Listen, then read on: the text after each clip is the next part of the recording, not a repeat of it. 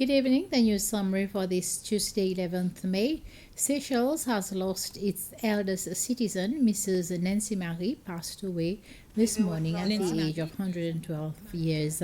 Mrs. Marie was an inhabitant of Majwa in the English River District. She was born on the 26th of January 1909 at Ansboudin-Pralais. With the passing away of Mrs. Nancy Marie, Mrs. Marguerite Woodfield Popono of Saint Louis is now Seychelles' eldest citizen. She is 108 years old. The World Health Organization, WHO, is working closely with health authorities here to better understand the surge in COVID-19 positive cases, despite over 60% of the population has been fully vaccinated. According to statistics released by the Ministry of Health yesterday, there are some 2,480 active cases of COVID-19. The sharp increase in positive cases have raised questions not only locally but also in the international media about the effectiveness of the Sinopharm vaccine. And at its press conference in Geneva yesterday, WHO addressed the issue, saying that it is working with the authorities to assess the situation. The situation in Seychelles, we're in direct communication with the ministry about this. It is a more complicated situation than sort of the top line messages. As was noted, the vaccines are highly efficacious against severe cases and deaths. There are most of the cases which have occurred are mild cases. However, what is also important is that a substantial fraction, over 80% of the population, has been vaccinated. But as we know, the vaccines after a single dose, the Sinopharm vaccine, really requires 2 doses. And some of the cases that are being reported are occurring either soon after a single dose or soon after a second dose or between the first and second doses. So in general, I think when we see cases continuing to occur in the setting of vaccine, it really does require a very detailed assessment of what the situation is. First of all, what the strains are that are circulating in the country. Secondly, when the cases occur relative to when somebody received doses. Third, what the severity of the cases are. And only by doing that kind of evaluation can we make an assessment of whether or not these are vaccine failures or whether it is more about the kinds of cases that are occurring, the milder end of cases, and then the timing of the cases relative to when individuals received doses. That evaluation is ongoing, and we're supporting and engaging with the country to understand the situation.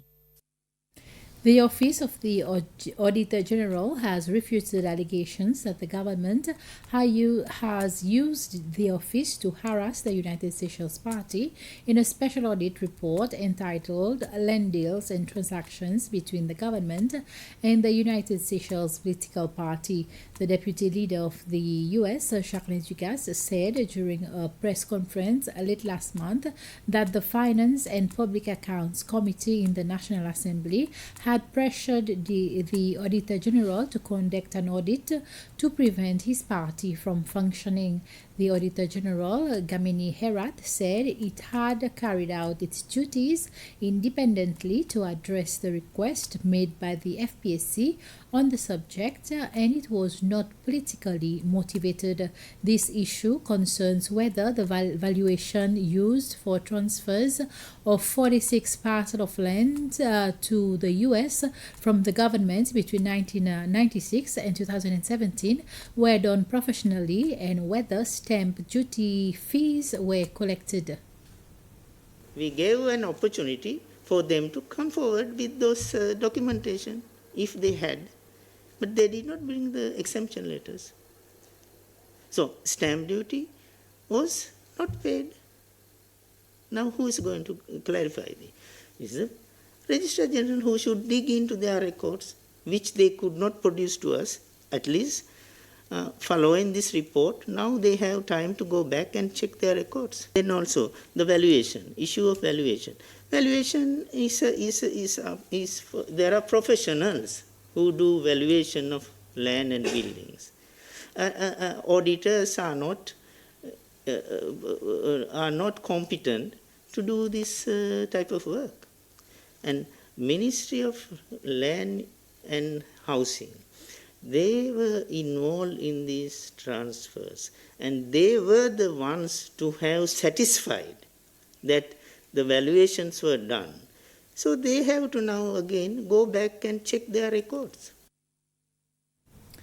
The driving instructors have expressed their concerns about the future of their business at a moment when the theory and practical exams on the road have been cancelled following the announcement of the new measures of the health ministry. Following these new measures, the Transport Ministry on its side issued a notice in the newspaper that all theory exams have been cancelled.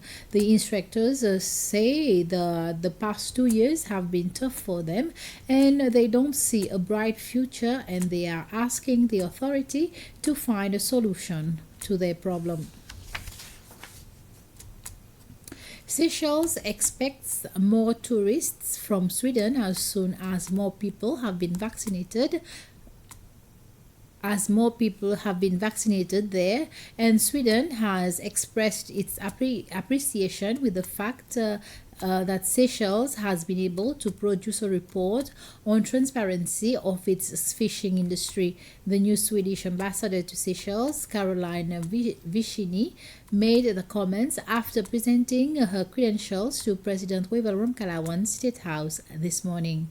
We discussed also the fishing industry in the Seychelles and the great effort that you have done to declare now to this fishing report that you have made, which my government was seized by that and congratulated the Seychelles because it's a very important transparency measure, and for us also to get a hold of what's happening to our seas and to the fish stock and how we can manage that in a more responsible way.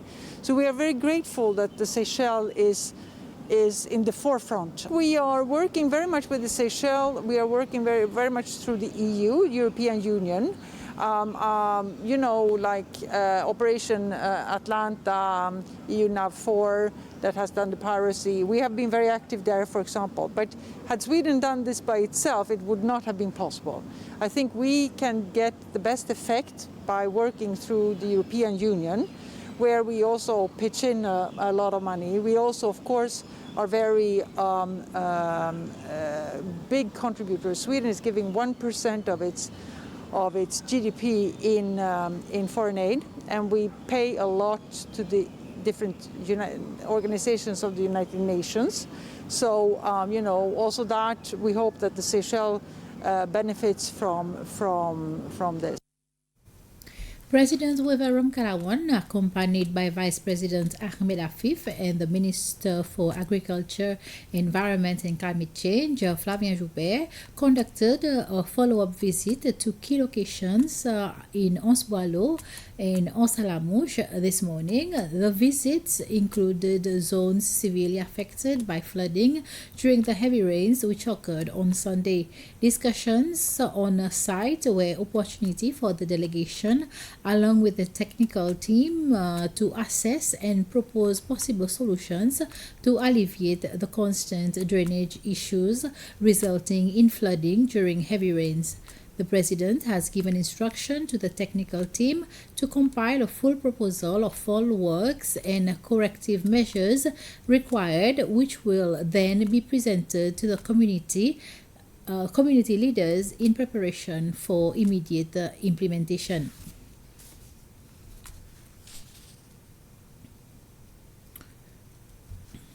The National Muslim Council of Seychelles,